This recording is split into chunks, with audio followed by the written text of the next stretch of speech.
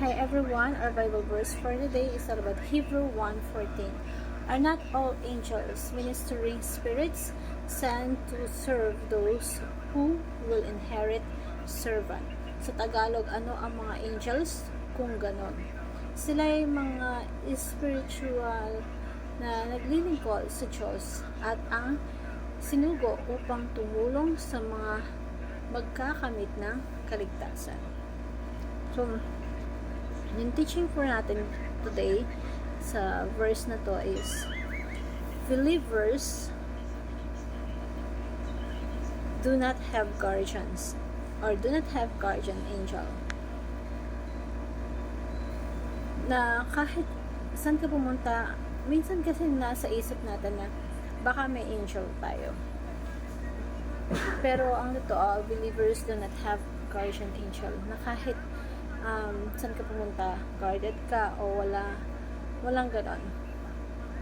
Pwedeng may nagbabantay pero hindi clear sa Bible.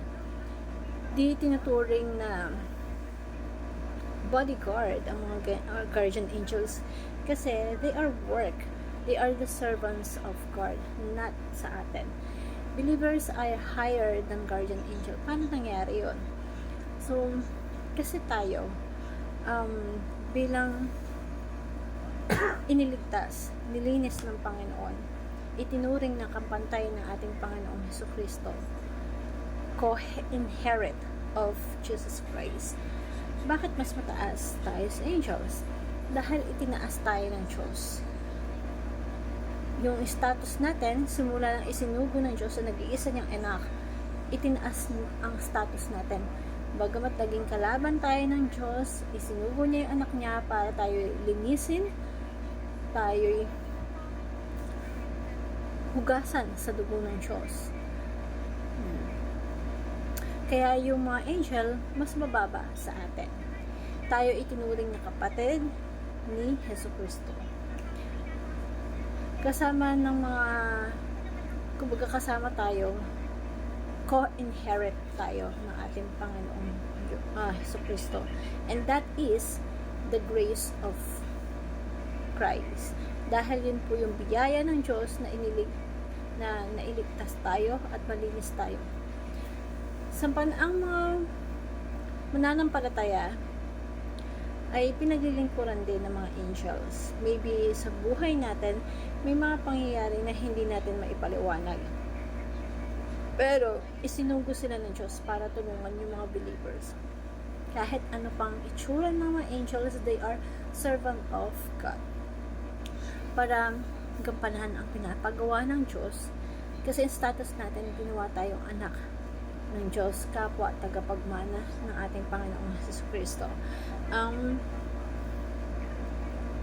Kumbaga parang tayo, pagka pinotektahan tayo ng Diyos, wala nang magagawa ang mga kaaway kahit sino pa yan.